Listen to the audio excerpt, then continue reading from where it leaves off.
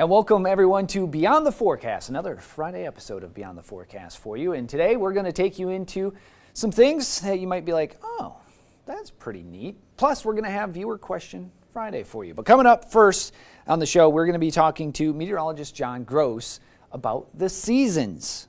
And he's going to take us through the different seasons and why we see them.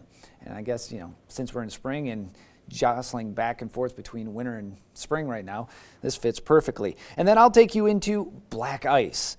Is there a difference between ice and black ice? Or is it just all one uniform thing just with a weird name? We'll have that coming up for you. And then we'll also take a look at another segment of our Beyond the Forecast podcast with me and meteorologist Haley Fischetti. But like I mentioned prior to that, it is Friday, which means it is Viewer Question Friday. And today's question is, why do we talk about wind chills and heat indices? Great question. We talk about them because they are extremely important. You might not think so. You might think we're just hyping numbers if a heat index is 92 or 95 or 100, but the actual temperature is 86. You might think, well, why are you telling us that? Well, there's a big difference in what it actually does to your body. Extreme wind chills can speed up the process of frostbite and can put you into danger. With the opposite side of the thermometer, heat index, well, that could actually limit your body's way of sweating and keeping you cool, because if there's more moisture in the air and no wind, you can't wick away the sweat that you're currently doing to try to cool down. I did a video on this last summer, and when it was very hot, very warm, and we had dangerous heat indices, I described it. Check this video out. Now, a lot of people might say, well, heat index, I don't care about the heat index. Real feel, it doesn't mean nothing. It actually means a whole lot more than you think it does. And there's a reason we tell you about it. Because if you just have temperatures at 82 degrees and very low humidity, it might feel like 83. Not a big deal. But the problem is, once you get higher temperatures and you have more moisture in the air, you try to sweat. Your body's reaction to hot, uncomfortable conditions is to sweat. And then that sweat evaporates into the air, cooling you off.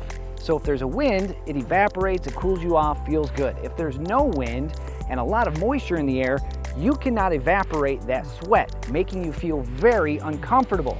And if you can't get rid of that sweat, well, your body could overheat. And that is the issue, okay? So temperatures, let's say it's like 82 and our humidity level is pretty high, right? It's very muggy, let's say 70, 75%. Well, it might feel like 84, not a big deal. Now let's up the temperature to like 86, 87 degrees for your air temperature, add in 60, 70, 80% humidity. Well, we're start getting in the caution spots, in the 90s is what it feels like, and that's not good for anybody. And then you get way out of hand when you get temperatures in the 90s and 70, 80% humidity. It's feeling like triple digits. That's not good for anybody. So there's a big difference between 80s in humidity, 90s in humidity, or just no humidity at all. And that's why we say the real feel and tell you of safety precautions, because it can get very dangerous. That's why you don't leave kids or pets in vehicles, because it's getting very stagnant in a car on muggy days. It could be a big problem, especially if you can't get rid of sweat. All right, trivia time. Yesterday, we asked you about how many sides does a snowflake have? Did you know snowflakes had sides? Is it 4, 6, 8, or 10? The answer, believe it or not, is 6. That's right, a snowflake has 6 sides. Today's trivia question is, we're asked, what 2 things cause a rainbow? Is it A, heat and lightning, B, wind and rain, C, sun and rain, or D, thunder and clouds? Again, you can weigh in. That QR code, scan it with your phone. It'll take you to where you can put your answer in, and then we can see where everybody lies on it. But do you know what 2 things are needed to make a rainbow? Weigh in. Viewer photo of the day. This is a, you know how they say a picture says 1,000 words? Well, this picture says 1,000,000 words as of the last few days here in Northern Michigan. You know we've seen a lot of ice, but we've been getting in a lot of ice pictures, and this one is just a strong picture. This one was sent in from Danielle Burnett and is titled Ice Aftermath, and you can see the ice just crusted on this lineman as he's out there busting his hump to get the power back on for everyone. And like I said, this is a very, very impactful photo. So thank you to One for that human being for getting power back on across areas of northern Michigan. But thank you, Danielle, for sending that in. Again, viewer photo of the day is sponsored by Great Rooms, and we thank Great Rooms so much for sponsoring that. And a huge thank you, the biggest thank you, to all the crews working 24 hours to get power back on to those people who need it here in northern Michigan. We appreciate you to no end.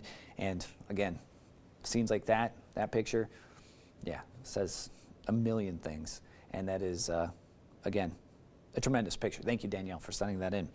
Now, we are going to send it over to meteorologist John Gross, who is going to explain the seasons to you, why we see them, and exactly what they do for us. So, without further ado, let's get into Beyond the Forecast. We'll be right back after this break.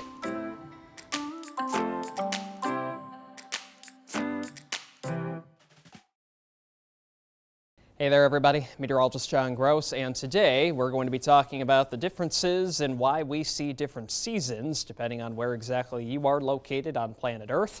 We'll also go ahead and talk about the differences between astronomical seasons, which you're probably a little bit more familiarized with. Those are usually labeled on any calendar that you might have, maybe in your home or even on your cell phone. But we also have what's called meteorological seasons, and we'll kind of touch on the basis of what is similar in those and some of the differences that we do see as well. So let's go ahead and start. Planet Earth, there it is, rotating on its axis, and as you can see, those two little white lines is what we call the axis, otherwise known as the North Pole and the South Pole. Now, Earth itself, from that axis, is tilted right there at about 23.5 degrees, and that is what helps to give us different seasons on planet Earth. Again, whether you're located within the northern hemisphere or even in the southern hemisphere. Now, for us being in the northern hemisphere throughout the United States, that's what we'll focus on a little bit more. So here's a look at all four. Now you're talking about the summer solstice that you could see in June. Now remember, you can have what's called a leap year. Now those dates, or at least the amount of time within the year, it can be anywhere from 365 days to the leap year being 365 days and a quarter. So sometimes the dates can vary a little bit, but again, summer solstice anywhere from June 20th to 22nd. You're also talking about September 20th or 22nd to the 23rd, otherwise known as the autumnal equinox. You're also talking about winter time, December 21st to the 22nd, also otherwise known as the winter solstice. And last but not least, March 19th to the 21st, otherwise known as the vernal equinox. And since we're now just getting into the month of April, we did just experience the vernal equinox. So let's go ahead and focus in a little bit more on that. So again, you have Earth tilted right there, 23.5 degrees, vernal equinox, otherwise known as the start of spring, at least here in the northern hemisphere. You're talking about Earth's axis tilted neither towards nor away from the sun. So those direct rays from the sun going towards Earth are directed right at what's called the equator, right at 0 degrees latitude. So splitting the Earth right in half, which gives us the northern and the southern hemispheres. Now, focusing in on where we live here in the northern hemisphere, if we were talking about summertime, those direct rays, they would be focused 23.5 degrees above the equator, otherwise known as the Tropic of Cancer. And if you were talking about wintertime in the northern hemisphere, those direct rays, they would be focused 23.5 degrees south of the equator, otherwise known as the Tropic of Capricorn. But still, that's where you're talking about equal amounts of daylight and darkness for all latitudes during the vernal equinox. So at least for us here in the northern hemisphere, as those rays continue to move up closer to the Tropic of Cancer, that means the amount of daylight we will see in a typical day will increase until we get to the summer solstice, which is in June. Now, that's talking about the astronomical side of things. When you're talking about the meteorological side of things, there are some similarities, but there are some differences. So when you're talking about the astronomical seasons, like we did just see, that is relative to Earth's tilt in the position from where the sun is. Now, when you're talking about the meteorological side of things, we're talking about average temperatures that we usually do see throughout the year. So again, you have meteorological winter, fall, summer, and spring. And as we're now just getting into the month of August, or I should say April, let me see here. We're talking about meteorological winter. We just got out of that. So we started meteorological spring March 1st. So as of right now, we're almost halfway through meteorological spring. So like we mentioned, the summer solstice, at least in the northern hemisphere, That usually will start anywhere from around June 21st to 22nd, so astronomical summer, at least for us in the northern hemisphere. For meteorological summer, we will be starting that, and this happens every year. That will start on June 1st. So again, there are some similarities, but some slight differences that you do talk about between astronomical seasons versus meteorological seasons. I'm meteorologist John Gross reporting for Beyond the Forecast. Thanks, John. Now coming up next, I take you into black ice. What is it? Is it different than ice? Why is it called black ice? And how do we get it? We'll have those details right after the break. And welcome back, everyone, to Beyond the Forecast. I'm Chief Meteorologist Michael Stevens, and today we're going to discuss black ice. It is that time of year where we're getting through spring, and we're still going to have plenty of cold nights ahead of us, and we are still going to have a few shots of snow, but we're also going to be melting that snow, and we're also going to have moisture left on the roadway, and come those colder nights, that moisture could freeze, leading to black ice. So before we get too deep into it, let's just talk about what is black ice. Well, black ice is just ice on blacktop. Ice is clear and you can see through it. There's no particular color to it. There's no distinction between ice and black ice. It's just ice on blacktop, hence black ice. Now, road temperatures, when you get black ice or ice on roadways, it's less than 32, obviously, so it freezes. So what happens is that very thin layer of ice accumulates on the pavement, and it's usually extremely smooth, glare ice, and it can pop up in a patch, or it can be for a stretch of roadway, and tires will have no grip on that, and it will send your car spinning very quickly. So that transparency of the ice, that see-through, helps ice blend in with the road, making it very difficult to see. That is black ice. Now, how do we get black ice? Well, there's a few different ways. First off, clear skies during the day, melting that snow, gets on the road, clear skies at night, colder temperatures, below freezing, you get that ice on those roadways. Rain, that could potentially be out there during the spring, and temperatures right around 34, 35 degrees, but at night those temperatures drop and you get those icy road conditions. And then fog. Fog is another big player that many people probably don't think of. But when you get fog, all it is moisture, mainly clouds at the surface, and that moisture gets on the roadways. And when you get below freezing, you could have that freeze fog, which will give you some ice on the roads. But with those temperatures falling as you head towards sunrise, you could definitely see that ice on the roads. So let's break all of these down for you.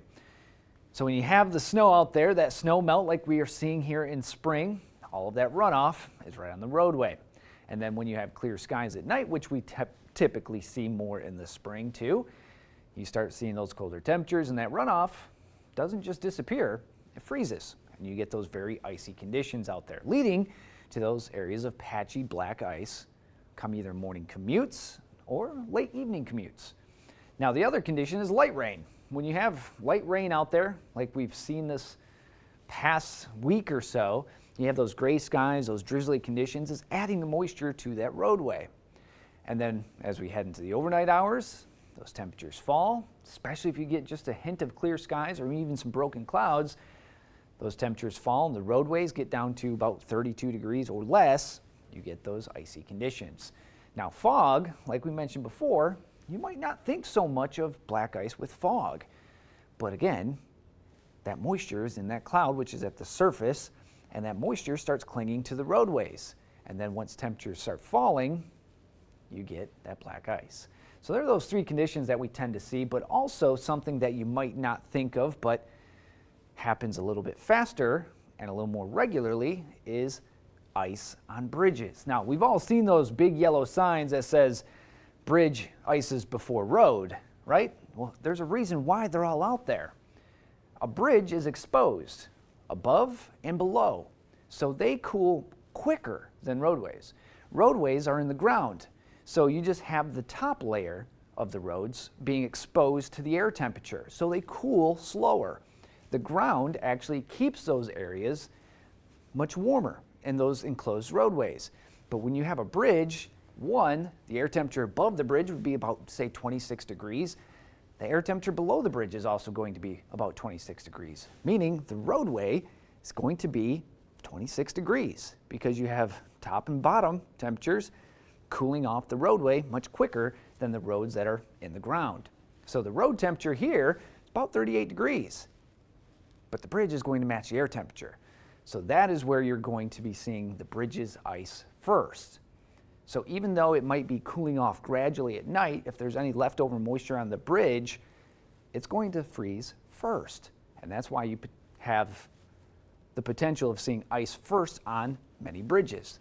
So there you go. There's a little bit about the black ice that you see on roadways, or just ice on roadways, but also how it impacts bridges. Because here in northern Michigan, we have a lot of bridges, we have a lot of rivers, we have a lot of water. And spring and fall is when you typically get these conditions on the regular. So there you go. A little bit about roadways, about the ice, and about bridges and ice and air temperature. I'm Chief Meteorologist Michael Stevens for Beyond the Forecast. Now, coming up next, me and meteorologist Haley Fischetti sit down for a new podcast for you, where we talk about this past system and the marks that it left and what's next. We'll have those details right after the break.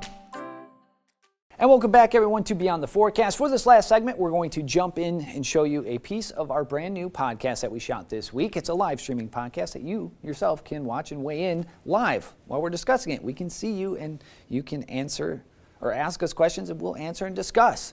It's a great way to interact with you, the viewer, especially if you have questions about the weather and science. So let's check this segment out and see what we talked about this week. First up, let's talk about kind of the system on this, or this system in general moving in. We saw this. Kind of started, I feel like, Friday night. Yeah, we saw this. Oh, man. We saw it last Wednesday, last Tuesday. Yes. We had all of the signs that were pointing to what could be a very wintry mix of a system. We talked about it kind of last week about the whole when you see red on a forecast, you're kind of like, I don't really like that at all. Red, and not good. Never went away, and that red normally means ice. Yeah. You don't see it that often across Michigan, especially. No. Especially this time of year, you don't see it. So seeing it, we were like, oh no. And all indications were pointing to 1/4 of an inch. Mm-hmm. Maybe some isolated areas seeing 1/2 an inch. Right. Many spots saw 1 inch to 2 inches of ice coverage. Kind of goes with that multi-day. Yes. It was just 1/4 of an inch Nonstop. here, 1/4 of an inch there. And I personally can tell you, growing up here, I've never seen anything like that. 1 to 2 inches of ice, to kind of give you an idea. 1 to 2 inches of snow is not a big deal. But when you have this much ice, even this much ice, coating things such as trees and power lines. It's scary. It is heavy, heavy weight. And so that will clearly bring a lot of stuff down. And we saw what it's capable of bringing down. It brought down a radio tower. It brought down Crazy acres of trees. It brought down. It looks like brand new another utility poles snapped. world up in the Upper Peninsula and the tip of the Met. Saw it on TikTok. I never see Northern. I'm on TikTok a lot, but I never see Northern Michigan on TikTok. Right. And they get TikToks of people being like, "Whoa, here's what it looks like." I was like, "Oh." And us not being there, I can't say that I physically know what's going on. No. The only thing I can relate this to is ice storm from Cadillac in 1922, and the only reason I say that is because they had pictures here that show the incredible damage. The thing is, it looks worse up in Gaylord and Sheboygan and Petoskey and those areas than it does from those pictures. I agree. Now, granted, those pictures are from a long time ago. Yeah, I don't know if it's the infrastructure part of it, but that cripples roadways and power infrastructures and cities. Like, gas is unreal. I never thought in this day and age you would have issues getting gas. But if you don't have electricity, the pump won't work. Yeah, having hospitals literally be like, we know you normally shouldn't come unless it's emergency. So there you go. Meteorologist Haley Fischetti and I will be with you every Tuesday at 10 a.m. live on our Beyond the Forecast Facebook page, the 910 News YouTube channel, as well as my Facebook page and her Facebook page. And you can also find it on the 910 News Facebook page, as we'll share it over there. And you can click on it, get in there, and when you comment, we can see everybody who's interacting. So pretty cool. Thanks for being with us today on Beyond the Forecast. We do appreciate it. Have a wonderful and safe weekend, everybody. For meteorologist John Gross, meteorologist Haley Fischetti, I am Chief Meteorologist Michael Stevens. Thank you for joining us, and we'll see you back here on Monday for more Beyond the Forecast.